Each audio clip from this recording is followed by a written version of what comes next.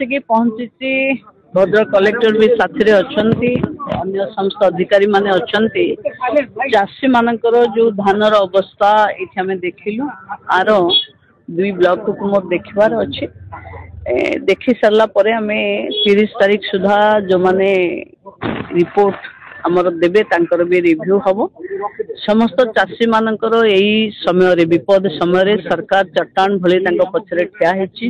ମୁଁ ଚାଷୀ ବନ୍ଧୁ ମାନଙ୍କୁ ଅନୁରୋଧ କରୁଛି, ନିଜେ ନ ଭାଙ୍ଗି ପଡି ପୁଣି ଉଜୁଡି ଯାଇଥିବା ଚାଷ ବା ଫସଲକୁ କେମିତି ସରକାର ଯେତେ ସାହାଯ୍ୟ ସହଯୋଗ ତା ଦେହରେ ଦବ, ତାକୁ କେମିତି ଆମେ ସଠିକ ଭାବେ ଚାଷୀଙ୍କ ପାଖେ ପହଞ୍ଚେଇବା ସେ ବ୍ୟବସ୍ଥାରେ ଲାଗିବା କଥା।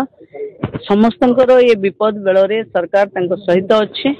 ଚାଷୀ ମାନଙ୍କର ଯୋଉ ଫସଲ ନଷ୍ଟ ହେଇଛି ତାର ଭରପାଇ ରାଜ୍ୟ ସରକାର ଭଲ ଢଙ୍ଗରେ କରିବ ଏବଂ କୌଣସି ଚାଷୀ ଅବହେଳିତ ଭାବେ ରହିବେ ନାହିଁ, ଏ କଥାକୁ ସରକାର ଦେଖିବା ପାଇଁ ଆଜି ସକାଳୁ ସବୁ ମୁଖ୍ୟମନ୍ତ୍ରୀ ମନ୍ତ୍ରୀ ମାନେ ସମସ୍ତେ ଗାଁ ଗହଳିକୁ ଯାଇଛନ୍ତି। ମୁଁ ଭଦ୍ରକ ଆଉ ବାଲେଶ୍ୱର ଯିବି।